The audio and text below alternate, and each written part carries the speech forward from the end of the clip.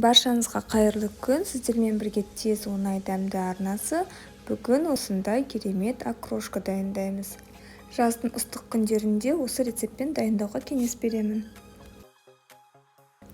Бүгін мен 4-5 адамға арналған шағын порция дайындап жатырмын. Ол үшін алдымен маған қияр қажет.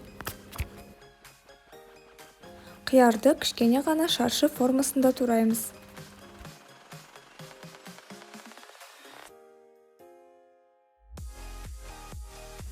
Алдын ала жуылған аскөгімізді де ұсақтаймыз. Жасыл жуаны да ұсақтап тураймыз.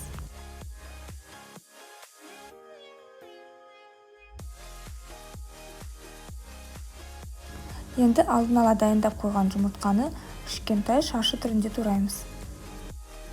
Келесі бізде туралатын тауық еті.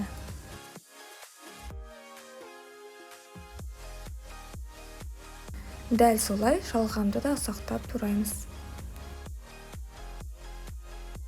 Алдын ала пісіріп қойған картопты да шаршы түрінде тураймыз.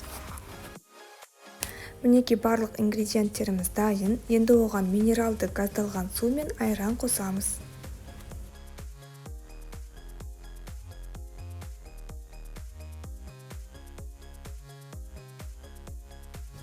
Дәміне байланысты тұз бен қара бұрыш қосып, бәрін жақсылап араластырамыз.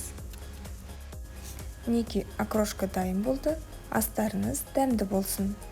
Видео ұнаса, лайк басып арнама жазылыңыз. Көріскенше.